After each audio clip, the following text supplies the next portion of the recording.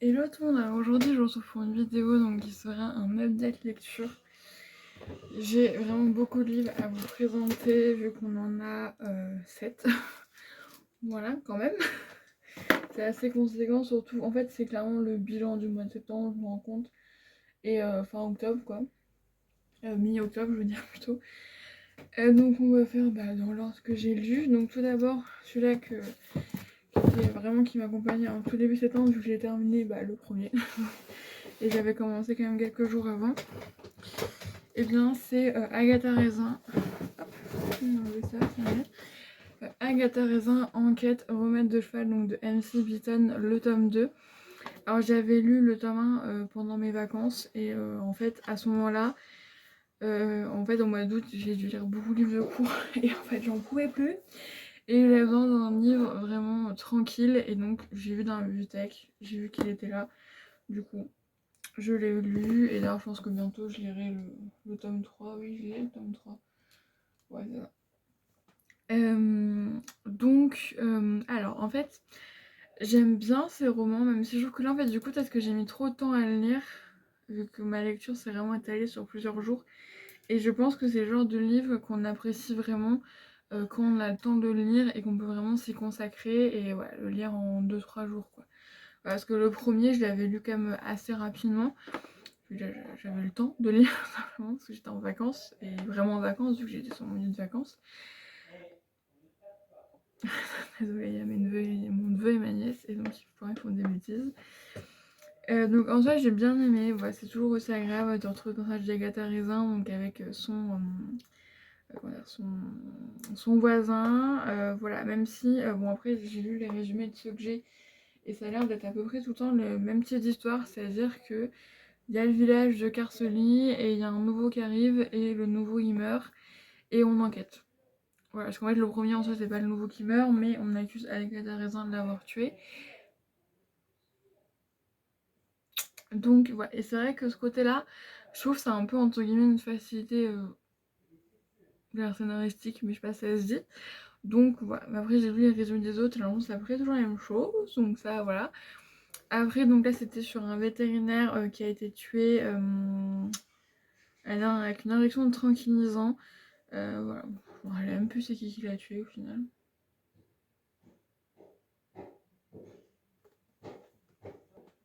Comme quoi ça m'a marqué. En vrai, non, c'est des romans qui sont vraiment sympas pour passer le temps, vraiment, c'est sympathique. Après, je n'en suis pas non plus. On passe un agréable moment, ça se lit facilement, les pages s'enchaînent assez facilement, c'est agréable. Après, c'est clairement pas les livres de l'année, mais vous savez, c'est le genre de livre où tu poses un peu ton cerveau de côté et ça fait du bien, surtout quand on est en prépa littéraire et qu'on lit que des livres. Donc, alors, vous allez voir, il y a beaucoup de livres qui sont vraiment dans un but scolaire que j'ai lu. De temps en temps, des livres comme ça fait du bien. Voilà, ça fait du bien. Ensuite, alors, il y a eu une pause de 15 jours entre les deux. Alors, je sais pas quel livre m'a. Ah, je pense si je sais, c'est le livre d'histoire. J'ai lu la philosophie cartésienne en BD, donc Descartes. C'est un livre donc, qu'on m'a offert à mon anniversaire. Bon, à la base du taureau, je n'aurais jamais acheté. Alors, du coup, c'est, comme l'indique le titre, une BD. Bon, après, les dessins sont en noir et blanc. Voilà. Après, alors, moi, je suis quelqu'un qui connaît un peu la philosophie cartésienne, surtout l'expérience du doute. Voilà, c'est. Alors, je pense que le son de cette vidéo doit être horrible. Vraiment, je suis désolée. Sauf que je fais ce livre-là et je le retrouverai plus tard. Mais en fait, voilà, parce que sur l'expérience du doute, parce que je l'ai beaucoup fait en cours, et en fait, j'ai quand même une approche de la pensée de Descartes, et j'ai eu des moments où ça a été vraiment compliqué, parce que, en fait, sa pensée, donc ces différents livres sont expliqués, donc forcément sa pensée, sauf qu'en fait c'est résumé, mais pas vulgarisé. Voilà. Et donc ce qui fait que des fois tu as des phrases qui font des petites phrases, quoi, c'est pas non plus des phrases de 6 lignes, où j'ai dû relire plusieurs fois la phrase parce que en fait c'était. En fait, par contre, t'avais un livre, il passait 3 pages dessus. Après, par exemple, pour raconter toute sa vie, c'est un peu compliqué de passer plus de temps. Mais du coup, ça m'a un peu dérangé ce côté-là de. Bah, je pense que après je me fais pas du tout comme quelqu'un d'experte, mais on va dire que Descartes c'est quand même un philosophe que je connais parce que j'ai lu que certains de ses ouvrages, c'est un philosophe où j'aime sa pensée. Donc c'est un philosophe que je trouve quand même assez accessible, en tout cas comparé à d'autres comme par exemple Kant ou Aristote aussi qui est pas mal compliqué. Ça m'a pas trop plu Aristote quand j'en ai lu des extraits. Et je me dis, si, en tout cas moi je trouve qu'il est accessible. Après c'est pas non plus, voilà, je veux dire, la philosophie, bon quoi, les textes ça se comprend un peu Socrate, ça se comprend très facilement, d'ailleurs j'en ai un à vous présenter juste après. Souvent ils font des phrases très compliquées et c'est pour ça d'ailleurs que heureusement qu'on a notre prof de philo et qu'on fait beaucoup d'extraits car ça permet vraiment d'avoir un condensé des choses et d'avoir déjà un moment pour passer faire le premier pas, vu que des fois c'est quand même compliqué. Et donc je ne sais pas s'ils font d'autres éditions ou si c'est la première ou je ne sais pas. En tout cas c'est l'édition Ellipse que j'aime beaucoup, c'est vraiment des éditions très scolaires. Voilà, ils font surtout des livres un peu on va dire de ce style là. Vraiment moi je sais que j'ai un truc sur Rousseau, que j'ai d'Ellipse, puis d'autres choses aussi que j'avais acheté. Et j'aime beaucoup cette maison d'édition là. Donc voilà, en fait je trouve que clairement en fait j'ai l'impression que c'est un ouvrage pour ouvrir à la philosophie. Alors, en tout cas c'est le but, c'est d'ouvrir la philosophie à un plus large public. Sauf que je trouve en fait que c'est pas du tout vulgarisé et donc en fait bah forcément les théories que je connaissais, bah j'ai compris les phrases parce que je connais la théorie, bon la théorie du 12 je la connais mais tellement par cœur que tellement je l'ai vue que voilà maintenant c'est bon, c'est rentré dans ma tête. Mais pour quelqu'un qui n'est pas du tout au courant, clairement je trouve que c'est un ouvrage qui est quand même assez complexe. Donc, alors je vois qu'on me l'a offerte, voilà, je le garde, c'est quand même un très bel objet, mais ouais, je n'irai pas en acheter d'autres de ces éditions-là parce que je trouve que limite ça obscurcit plus la pensée qu'elle ne l'est déjà, alors que bah toujours un livre, je pense qu'il vaut mieux directement aller acheter un livre de Descartes. Je vous conseille d'ailleurs parce que je trouve que ça va encore, c'est pas non plus, voilà, bon après je vais vous montrer ce que j'ai. Alors du coup j'en ai deux, alors le discours de la méthode il me semble que c'est dans celui-là. Qui fait l'expérience du doute, du cogito ergo sum, il me semble bien que c'est dans celui-là, et les médiations métaphysiques. Le discours de la méthode, je l'ai lu, en tout cas j'en ai lu quelques-unes, quasiment tout en fait, en soi, si je m'étais arrêtée en plein milieu. Mais voilà, en tout cas, voilà, Descartes, je trouve que c'est quand même un philosophe qui est intéressant à lire. Après, ses idées sont... Voilà. Après, moi, je sais que je suis vraiment Socrate. Vraiment, oui, Socrate. Platon, pardon, Platon. Oui. Bref, du coup, là je vais couper, je vous retrouve tout à l'heure pour vous faire la suite de cette vidéo. Et en fait, on aura quasiment que des classiques, mais des petites choses quand même assez sympas. Et donc, un livre contemporain. Et ensuite, je vous montrerai les deux livres que je lis en ce moment. Voilà, bah, tout de suite, du coup, pour vous. Ah ouais, je vous retrouve à peu près 1 heure après pour du coup la suite de cette vidéo. Du coup, j'en étais à... Oui, alors, d'ailleurs, je n'ai pas été chercher le nom de l'autrice, pourtant je me suis dit, il faut que tu ailles le chercher. C'est un livre que je n'ai pas actuellement, donc comme ça, un peu c'est bien, vu que j'ai recommencé à ce moment-là, je saurai au montage, oui, j'ai les joues très rouges, voilà, c'est habituel chez moi. Voilà, c'est mes joues voilà, qui ne supportent pas les changements de température, tout ça, donc voilà. C'est un peu chiant, mais écoutez, ça fait comme du blush naturel, on va dire. Du coup, le livre, c'est Le faire ou mourir. En fait, je l'ai plus sur moi parce que c'est une amie qui me l'a prêté. Et c'est de Claire-Lise Marguier-Boulevard. Voilà. En fait, donc cette amie m'a dit voilà, je l'ai lu, ça m'a brisé le cœur, vas-y, lis-le. Voilà, en fait, elle a pensé à moi en le lisant. Mais en fait, du coup, j'ai dit bah ouais, pourquoi pas. De toute façon, c'est toujours un plaisir de découvrir les livres. En plus, quand on te le prête, c'est encore mieux parce que t'as pas besoin de débourser ton argent, on va dire. Et franchement, j'ai été très surprise. Voilà. Je m'attendais pas du tout à ça. Et en fait, c'est l'histoire de... Vous savez que moi, je me souviens jamais des noms des gens. Damien. L'histoire de Damien, qui est en fait un jeune adolescent qui a une famille un peu spéciale, dirons-nous. Voilà, qui sont un peu mal dans sa peau, qui est pas forcément bien. Voilà, c'est un peu... Voilà, d'ailleurs, trigger warning, automutilation, suicide, et ça va un peu spoiler, mais on va dire tuerie, tout ça. Voilà, au cas où, si c'est quelque chose qui vous trigger, même si moi je n'ai jamais été touchée par l'automutilation, ça m'a jamais attiré ni rien, c'est pas quelque chose et heureusement d'ailleurs. Mais c'est un peu compliqué des fois à des moments quand même. Et en fait, il rencontre Samy, voilà, ça j'ai retenu, et sa bande de potes, et en fait, il va essayer d'amitié, voire même plus, avec notamment ce Samy. Alors en fait, ce livre est très touchant parce qu'on s'attache vraiment facilement à Damien. Déjà, ça se lit hyper rapidement, ça fait à peu près 100 pages, mais c'est vraiment très percutant quand même. Et en fait, on a 2 fins, voilà. Parce qu'en fait, la première fin est assez horrible, même beaucoup plus, c'est un euphémisme quand on dit horrible. Et il y a une deuxième fin plus heureuse. Parce qu'apparemment, en fait, après qu'elle est publiée, en fait, c'est vraiment des fans qui étaient en mode. Mais en fait, c'est qu'en fait, d'un coup, ça vrille. Genre, tu te dis ça, il reste 10 pages, et genre, je sais qu'à un moment, ça va péter, mais en fait, ça pète d'une ligne à l'autre. À un moment, tout va bien, et d'un coup, il n'y a plus rien qui va, et c'est. Ouais, il faut quand même s'accrocher. Et après, on a une fin plus heureuse. Alors, donc, en fait, le fait qu'il y ait une fin plus heureuse, j'étais en mode, en fait, pas je trouve ça dommage, mais dans le sens où j'étais en mode, bah ouais, mais bon, des fois, en fait, les choses n'ont pas obligé de se finir bien. Voilà, dans la vie, ça se finit pas toujours bien, et pas pour autant que ça ne nous apprend rien. Mais en tout cas, ce livre, j'étais très contente de le découvrir.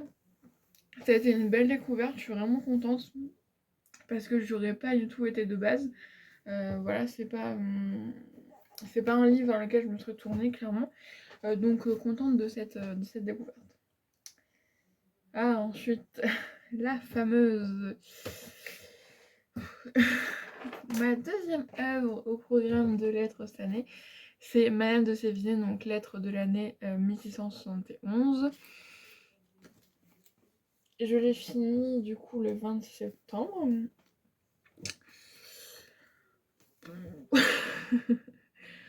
Que dire, que dire, que dire. Alors, le cours de lettres qu'on a sur ce livre me fait apprécier l'œuvre, dans le sens où ça permet de donner justement du sens, et en fait j'ai souvent remarqué en fait dans les lectures de cours, en fait avant que tu aies un cours dessus, comme d'ailleurs je vous parle en philo, en fait souvent t'es un peu pas hermétique à l'œuvre parce que des fois ça passe tout de suite et tout va bien, mais quand il peut y avoir un peu des quelques petites difficultés, du coup tu restes focalisé dessus. Et en fait ça a été quand même très compliqué pour moi de le lire, vraiment je devais vraiment me motiver à le lire, et d'ailleurs à ce moment là je crois que c'est là où j'ai commencé à lire un autre livre parce que je pouvais plus, Madame Sévigné, alors j'en pouvais plus. Alors en fait, par contre, mon livre a vécu la guerre. Moi, mes livres de cours, mais alors, à la fin de l'année, ils ont survécu à l'année, c'est. Voilà, ils sont. Ah d'ailleurs, j'ai vu que Folio va sortir, alors peut-être juste pour l'anniversaire, mais une nouvelle couverture pour du côté de chez Swan, de Post. Ah oui, c'est peut-être pas celui-là. Si, je crois. Elle est magnifique, et genre je suis en mode, est-ce que je rachète, mais en fait le truc c'est que je pourrais pas me séparer de celui de l'année dernière, tu vois, donc c'est un peu les achats autant un peu inutile quoi. Bref, donc voilà, c'est fini, lettre de l'année 1871. Donc comme l'indique le titre, c'est un ouvrage épistolaire. Il y a 110 lettres, donc ça fait quand même une bonne moyenne de lettres en une année. Et en fait, c'est les lettres de Madame de Sévigné à sa fille, Madame de Grignan, qui vient tout juste de partir de chez elle, parce qu'elle s'est mariée. Non, elle s'est mariée avant parce qu'elle a déjà eu un enfant, donc oui. Mais en tout cas, voilà, elle est partie il y a pas longtemps avec son mari, quoi. Et donc, elle s'envoie des lettres. Alors, donc, ce sont des vraies lettres, voilà, c'est une vraie personne. Mais là, le souci, c'est qu'en fait, c'est que les lettres de sa fille, on n'a aucune trace. Et ce qui fait que des fois, ça freine un peu la compréhension, parce que en fait, t'as que le point de vue même Sévigné. Et franchement, je ne me plaindrai plus jamais de ma maman, parce que là, au niveau maman intrusive, euh, qui est juste casse-bonbon, qu'on se le dise, vraiment insupportable. Après, je ne sais pas comment elle lui répondait. Bon, après, on a des indices dans certaines lettres, donc bon, elle a dû la sermonner un peu.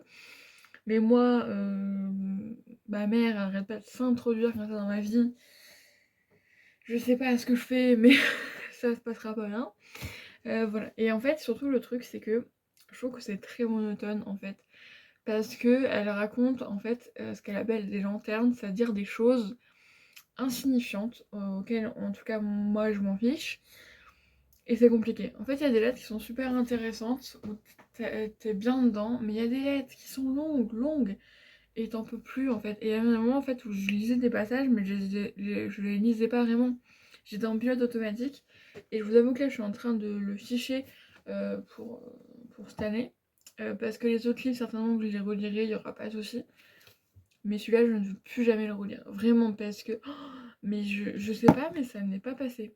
Vraiment, ça ne passe pas. Voilà, ça. Alors, en parler en cours et tout, je trouve ça hyper intéressant, surtout comment la prof nous le présente. Mais par contre, le livre, vraiment, j'ai pas du tout aimé. Vraiment, donc. Voilà, bon courage à ceux qui l'ont cette année aussi en cours. Ceux qui font l'ENS, parce que franchement. Voilà.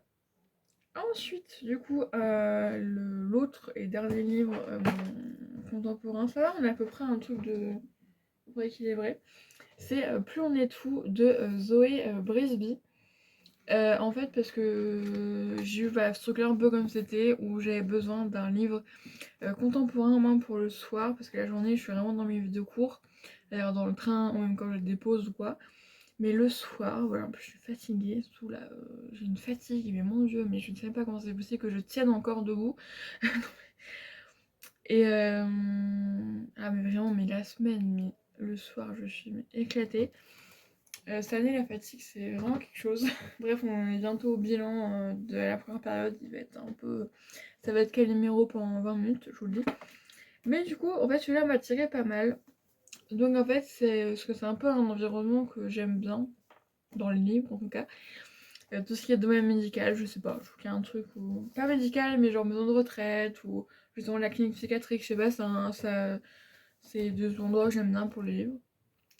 Et en fait, on a donc la clinique Beau Soleil psychiatrique, où on a donc Luc, qui est le petit nouveau, donc qui est comme nous, qui découvre la clinique, et qui va découvrir tous ces nouveaux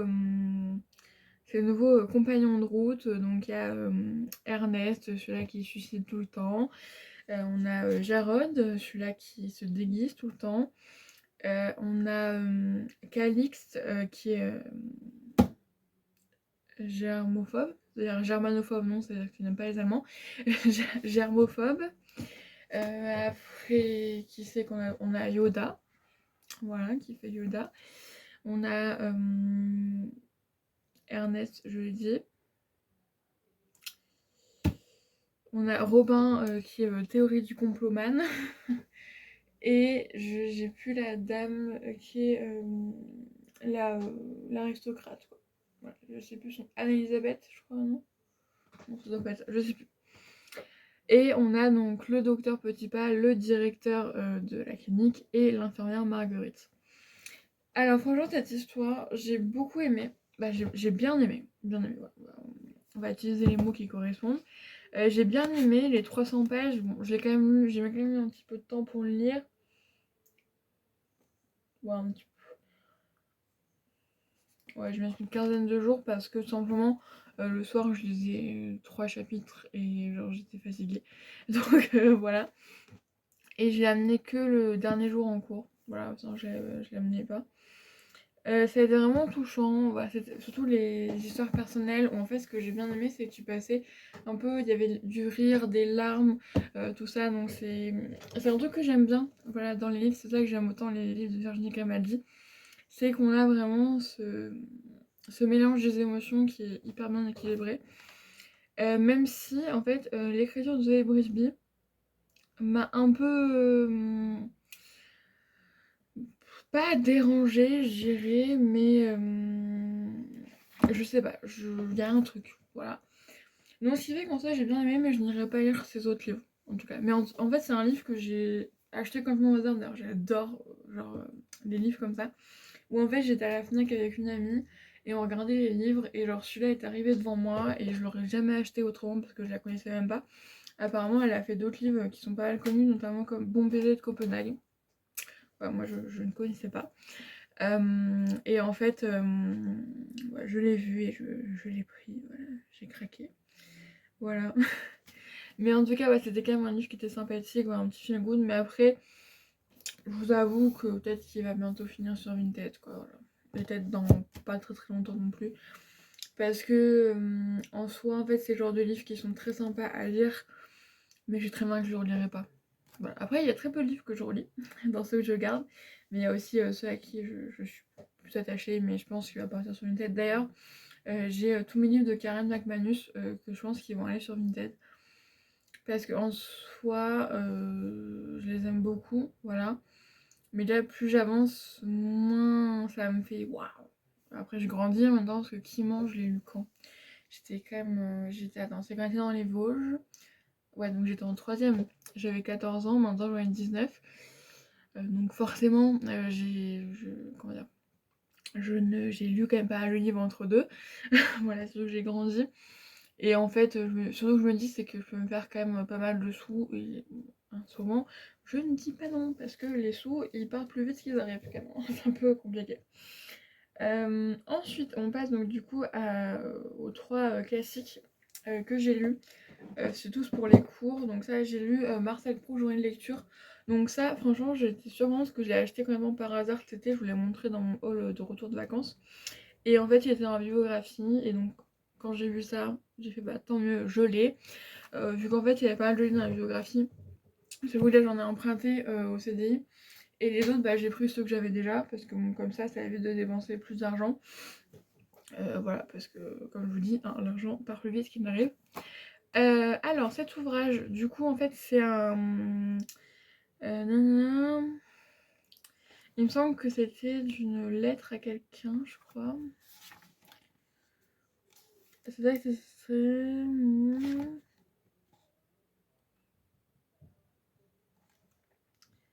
Elle était dédiée à la princesse Alexandre de Caraman-Chimay en hommage d'un admiratif attachement que 20 années n'ont pas affaibli.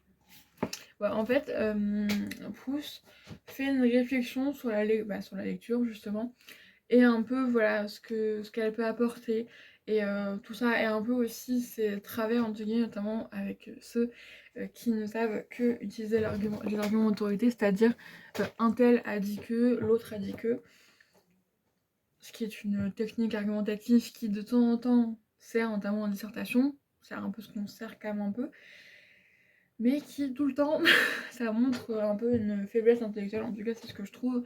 Enfin, en tout cas c'est l'image qu'on donne, parce que voilà, je veux dire, voilà, si on peut pas construire une pensée tout seul, je veux dire, par exemple en philo, voilà, je sais que moi j'utilise surtout, bah forcément j'utilise des auteurs philosophiques, mais c'est les auteurs qui servent ma pensée et pas l'inverse.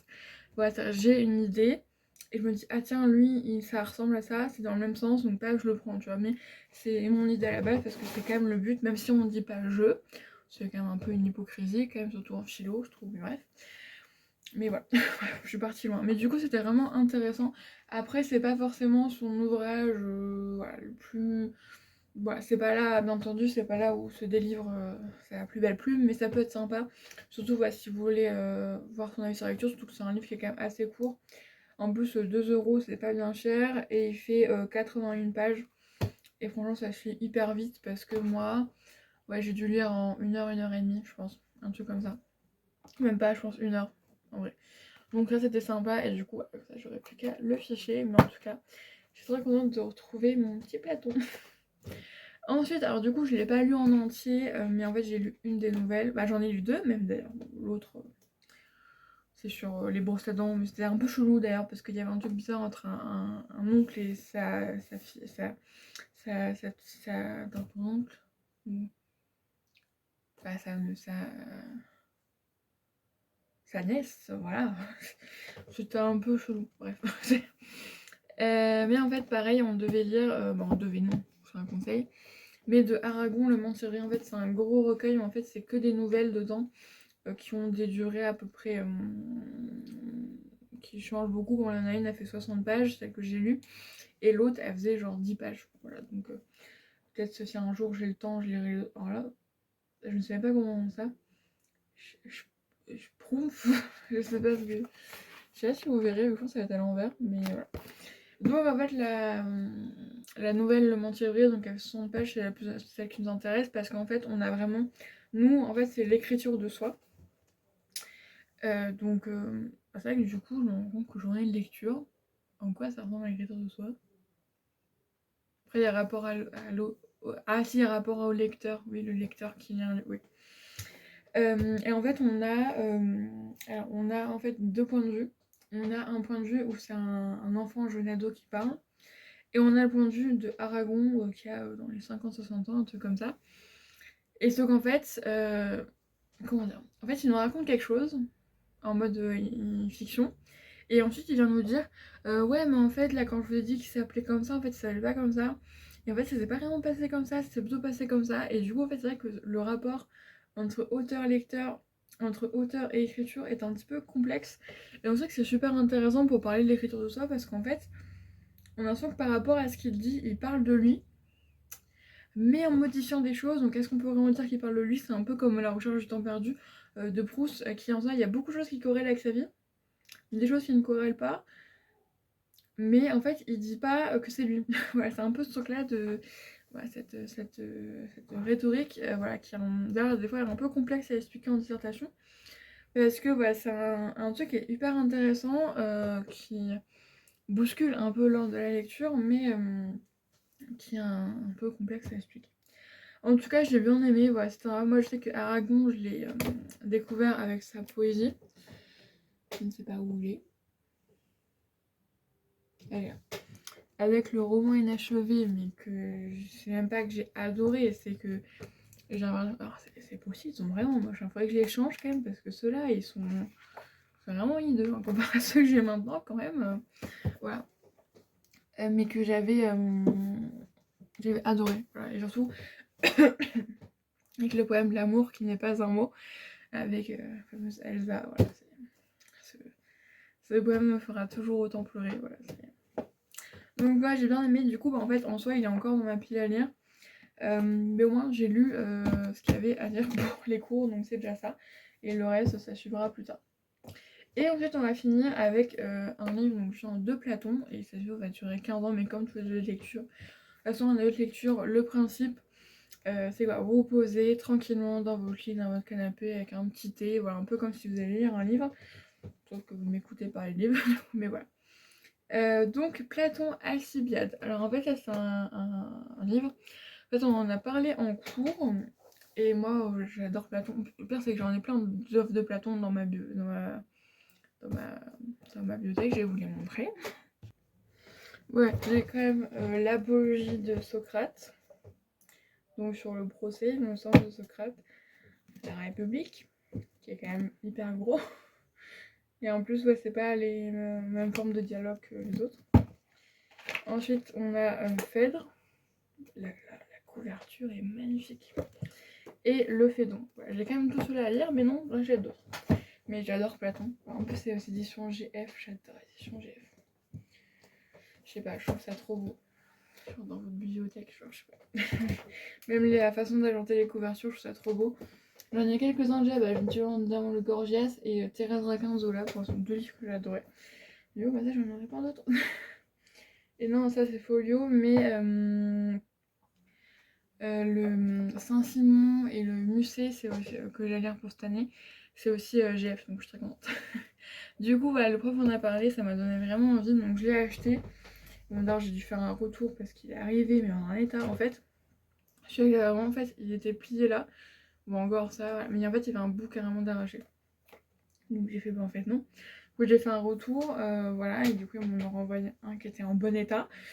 Genre ça. En fait, du coup, dans ce discours, donc on a Socrate et Alcibiade qui discutent. Et en fait, le thème central, c'est un peu comment se connaître soi-même, et surtout, à la base, la question, c'est comment gouverner une cité. Et en fait, le truc à la fin, c'est en mode, bah oui, mais en fait, pour gouverner la cité, il faut déjà que tu te connaisses toi-même, et seulement après, tu pourras gouverner la cité parce que faut que tu saches déjà qu'est-ce que tu peux leur apporter et voilà. Vraiment les dialogues de Platon, je trouve que c'est vraiment des dialogues qui sont quand même assez simples à comprendre. En plus c'est des petits dialogues comme ça, franchement ça se lit très facilement. Là il y a une préface et des notes et tout, hein. Franchement le truc je pense qu'il fait même pas 100 pages. Ouais. La République je pense que c'est quand même plus gros. Mais attendez. Ouais je pense quand même que c'est plus gros ça. Ah oui parce qu'il y a plusieurs livres, c'est pour ça. J'ai l'intégrale.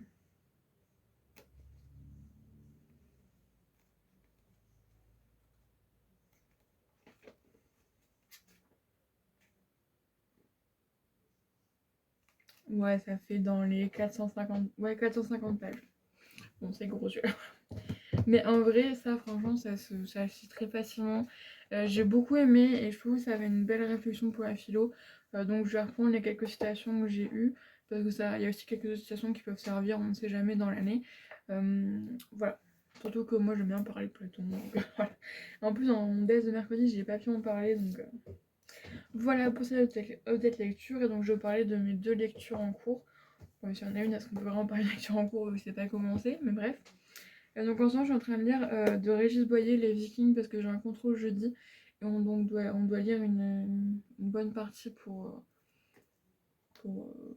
jeudi. Du coup bah voilà, faudrait que je lise, que je continue un peu comme ce week-end histoire de pouvoir faire mes fiches en début de semaine, ça serait pas mal. Mais j'ai tellement de trucs à faire que je suis en mode je sais pas comment faire. Et ensuite j'ai sorti celui-là de ma part. En vrai j'aime bien quand même avoir de côté, même si celui-là en fait je vais vraiment attendre les vacances pour pouvoir quand même y plonger un peu plus qu'en temps normal.